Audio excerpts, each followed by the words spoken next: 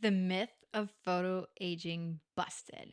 As someone who used to have melasma, which by the way, I acquired after acquiring a fear of the sun because I was pregnant and, excuse me, everybody told me there was so much information around me on how I should avoid it. And I listened because apparently I don't know what I got, but if you look at the title slide in the picture and you see a picture of me prior when I used to spend all the time outside, never wore sunscreen, anything like that, never was afraid of it, to shortly after starting to listen to the mainstream message.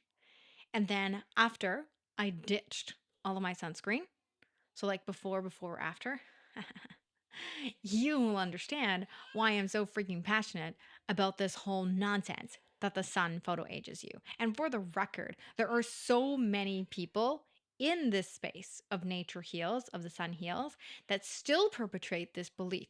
It is so deeply ingrained in us that we still fail to understand how photo aging actually works. And this is what I'm going to break down for you right now.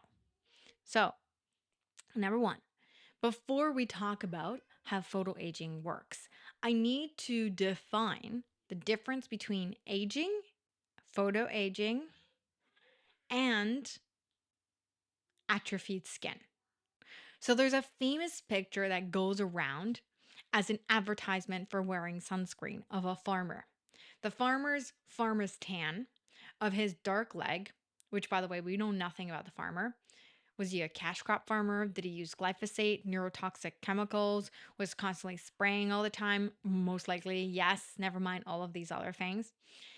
And then a picture of white skin where you can, if you look at the picture properly, see what looks like a varicose vein, or like a really paper thin skin. That is atrophied skin.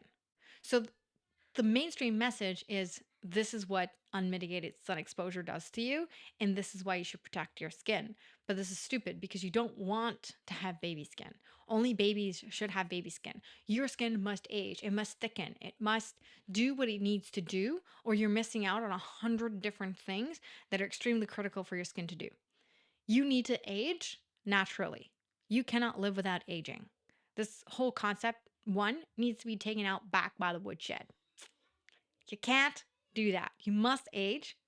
Aging is normal. Now, photo aging happens under artificial light. And the reason why, so very often, practitioners in this space will still mistakenly share that they photo aged at the beginning is because they didn't have the courage to keep on with photo aging only to see their skin go backwards in time. And I've even seen this with clients who are in their 60s. You will end up looking like you are getting older at the beginning when you start exposing your face to the sun. And then your body will begin to regenerate the skin on your face and you will look younger. You will have smoother skin. Your pigmentation will be smoother, and that process will take time.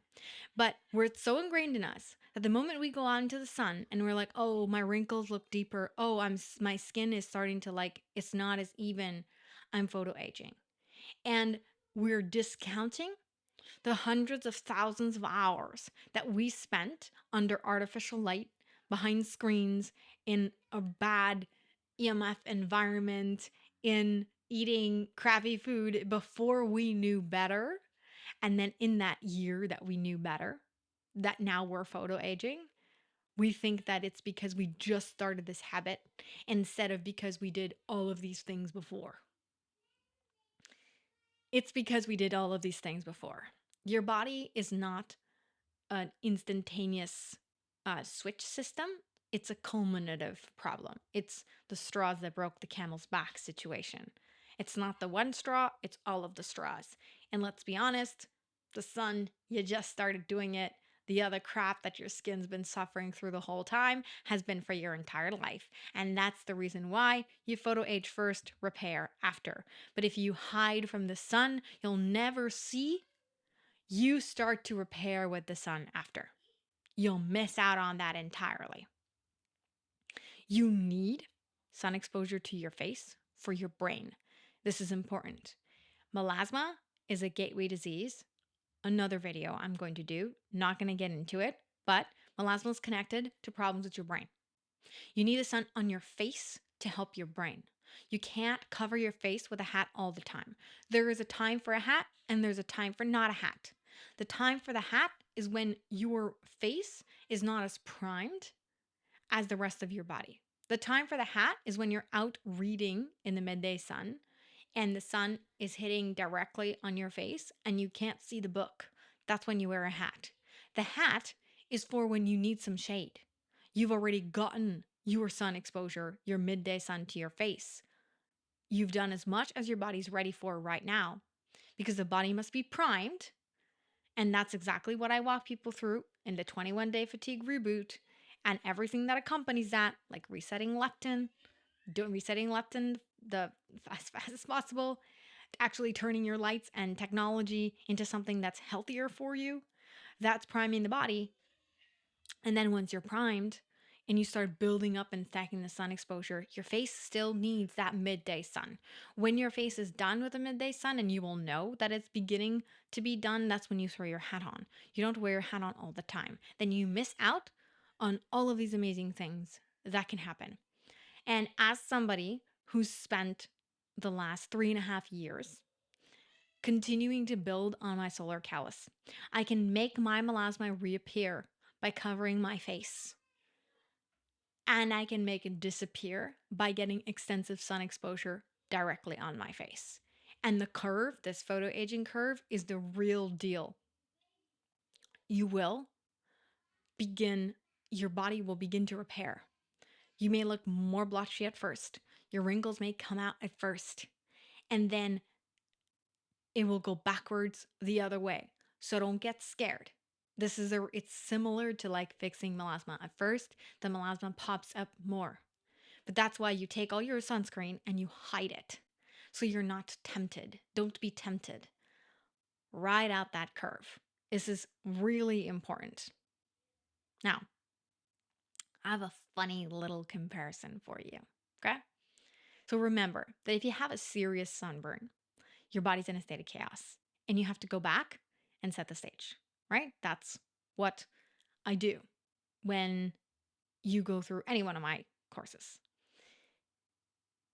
But if you've set the stage, a minor sunburn just means you've done a little more than your body is ready for. And it's not a big deal. Everybody's busy freaking out about these things because it's so deeply built into us. So let me finish you off like this. I want you to, if you feel like double checking me, I did this. I got a mild sunburn when I was in El Salvador. I was just a little bit rosy, not obviously red. I didn't even peel. And my skin felt very tight. And all of a sudden, a thought popped into my head and I started Googling what happens to your skin when you get a mild sunburn? Like, what's the mechanism? What's happening to your skin cells? What happens? What's the sequence of events? Okay, I snapshotted that. I took notes on that. Then I went back and I searched what happens to your skin when you get a chemical peel? What is the sequence of events that's happening to your skin cells when you get a chemical peel? Pretty much the same thing. Okay.